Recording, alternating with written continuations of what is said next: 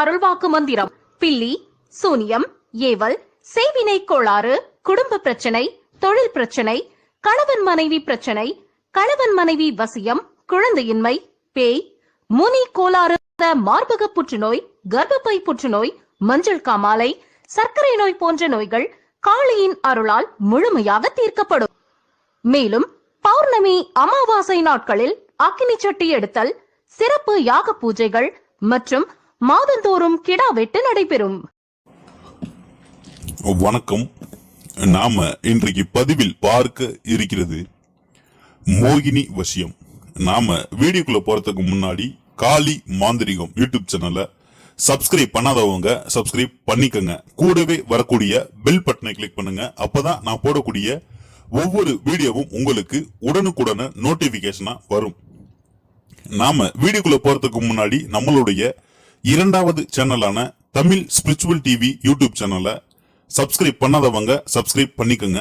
அதனுடைய லிங்க் கீழே டிஸ்கிரிப்ஷன்ல கொடுத்துருக்கிறேன்.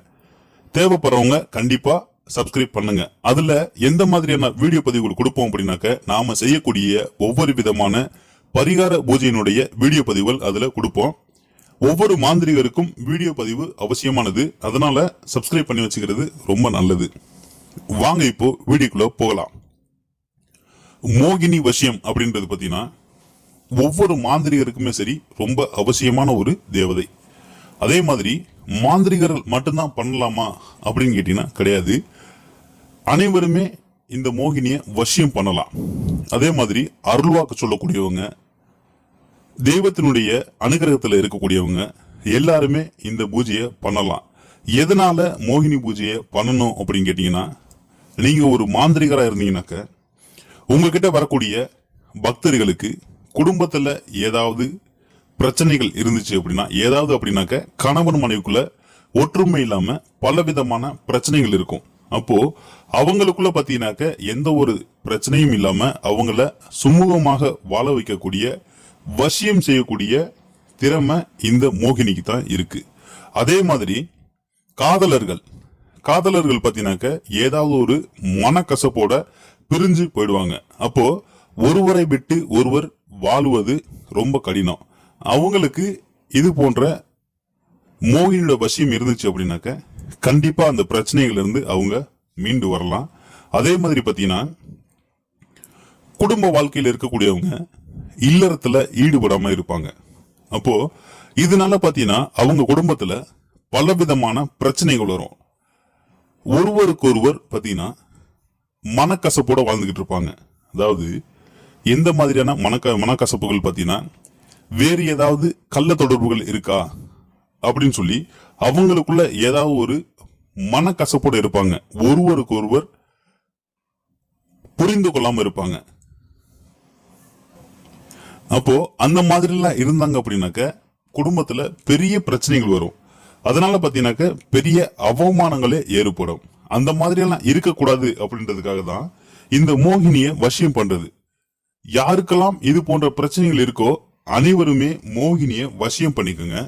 மோகினி இருந்தால் மட்டுமே வசிய வேலைகள் ரொம்ப வேகமாக நடக்கும். இப்போ இந்த மோகினிய எப்படி வசியம் பண்றது அப்படிங்கறத பார்க்கலாம். இந்த மோகினி பத்தினாக்க ரொம்ப எளிமையான முறை. மோகினின்றது பலவிதமான மோகினிகள் இருக்கு, பலவிதமான பூஜை முறைகள் இருக்கு. நான் கொடுக்கிற இந்த பதிவு பத்தினாக்க ரொம்ப எளிமையாக உங்களுக்கு மோகினி வசியமாகக்கூடிய முறை தான் இப்ப நான் கொடுத்துக்கிட்டு இருக்கிறேன். இதற்கு பூஜை என்னைக்கு பண்ணணும் பாத்தீங்கன்னாக்க, ஏதாவது ஒரு அமாவாசை பௌர்ணமி நாள்ல இந்த பூஜையை நீங்க பண்ணலாம். இந்த பூஜையை எப்ப பண்ணணும் அப்படின்னு கேட்டீங்கன்னா, அதிகாலையில பிரம்ம முகூர்த்தத்துல இந்த பூஜையை பண்ணணும். இந்த பூஜை பண்ற இடம் பாத்தீங்கன்னாக்க பெரிய படையல் கொடுக்கணும், பெரிய பூஜை முறைகள் அப்படின்றதெல்லாம் எதுவுமே கிடையாது. ரொம்ப எளிமையான முறைதான். இந்த பூஜையை எப்படி பண்ணணும் அப்படின்னாக்க, பிரம்ம முகூர்த்தத்துல அதிகாலையில எழுந்திருச்சு உங்களுக்கு பக்கத்துல இருக்கக்கூடிய கோவில் குளங்கள்ல குளிக்கணும். குளிச்சதுக்கு அப்புறமா கரையில ஒரு பத்தி கொளுத்தி வச்சுட்டு மோகினியை நினைச்சு இந்த மந்திரத்தை, அதாவது நான் கொடுக்கக்கூடிய மந்திரத்தை நீங்க மார்பளவு தண்ணில நின்று மந்திர உரு கொடுக்கணும். நீங்க மந்திர உரு கொடுக்கும்போது பாத்தீங்கன்னா 24 நாள் நீங்க பண்ணும்போதே பாத்தீங்கன்னா உங்களுக்கு இந்த மோகினி வசியமாயிடும்.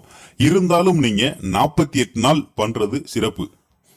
48 நாள் பண்ணா மட்டுமே தான் உங்ககிட்ட நிரந்தரமா இந்த மோகினி இருக்கும். பாதியோட பண்ணீங்க அப்படின்னா பாதியோடவே போயிடும். அதனால முழுமையான பூஜை 48 நாள் ஒரு மண்டலம் முடிக்கிறது ரொம்ப நல்லது. இதோட மந்திரம் என்னங்கிறத இப்ப பார்க்கலாம். ஓம் கிரீம் சர்வ மோகினி வா வா சர்வ வசீகரி வசி வசியமே நம. இதுதான் இதோட மந்திரம். ரொம்ப எளிமையான மந்திரம். மறுபடியும் சொல்றேன். ஓம் கிரீம் சர்வ மோகினி வா வா சர்வ வசீகரி வசி வசியமே நம. இதுதான் இதோட மந்திரம். ரொம்ப எளிமையான மந்திரம். அனைவருக்குமே மனப்பாடமாகக்கூடிய மந்திரம். இதனால பாத்தீங்கன்னாக்க அனைவருமே ரொம்ப எளிமையா சொல்லலாம். இந்த மந்திரத்தை ஒரு நாளைக்கு 1008 உரு கொடுக்கணும். அதே போல 48 நாள் இந்த உரு கொடுக்கணும். இந்த பூஜையும் பாத்தீங்கன்னா 48 நாள் பண்ணணும். அப்படி நீங்க பூஜை பண்ணும்போது பாத்தீங்கன்னாக்க அரை மண்டலத்திலேயே உங்களுக்கு இந்த மோகினி வசியமாயிடும். தொடர்ந்து 48 நாள் பூஜை பண்றது சிறப்பு. அதுக்கு அடுத்ததா உங்களுக்கு வசியமானதுக்கு அப்புறம் இந்த மோகினுடைய பூஜையை எப்படி பண்ணணும், அதாவது மோகினி பூஜை அப்படின்னாக்க உங்ககிட்ட வரக்கூடியவங்களுக்கு எந்த மாதிரியான பூஜைகள் செஞ்சு அவங்கள சரி பண்றது அப்படின்னு கேட்டீங்கன்னா, நான் இதற்கு உண்டான எந்திரங்கள் ஸ்கிரீன்ல கொடுத்துருக்கிறேன். இந்த எந்திரத்தை நீங்க என்ன செய்யணும் அப்படின்னாக்க, ஒரு 6x 6 அல்லது 8x 8 அளவுள்ள வெள்ளி தகட்டுல இந்த எந்திரத்தை நீங்க வரையணும். வரைஞ்சு அதற்கு சித்தி சுத்தி பண்ணி முறையான அபிஷேக பூஜைகள் செஞ்சு அதை நீங்க பூஜையில வச்சு அந்த எந்திரத்திற்கு உயிர் கொடுக்கணும். உயிர் கொடுக்கிறது அப்படின்னா உங்களுக்கு இந்த மந்திரம், அதாவது 48 நாள் பூஜை முடிஞ்சதுக்கு அப்புறமா என்ன செய்யணும் அப்படின்னாக்க, இந்த பூஜை அதாவது மோகினியை வைத்து வணங்குவதற்கண்டே ஒரு இடம் நீங்க தனியா ஒதுக்கணும். ஒதுக்கி அதுல என்ன செய்யணும் அப்படின்னாக்க, இந்த எந்திரத்தை கொண்டு போய் வச்சு அதற்கு முறையான பூஜைகள் கொடுத்து அந்த எந்திரத்திற்கு உயிர் கொடுக்கணும். அப்போ இந்த பூஜை என்னைக்கு பண்ணணும் பாத்தீங்கன்னாக்க, அமாவாசை நாட்கள்ல பண்ணணும். கிழக்கு முகமாக இருந்து எந்திரத்தை வடக்கு முகமா நோக்கி வச்சுக்கணும்.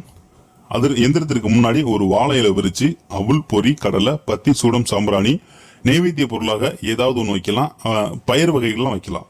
வச்சு நீங்க இதே மந்திர உரு கொடுக்கணும். அதாவது மோகினி மந்திரத்தையே நீங்க ஜபிக்கணும். ஒரு 1008 உரு கொடுத்தாலே போதும். அந்த எந்திரத்திற்கு முழுமையான சக்தி கிடைச்சிரும்.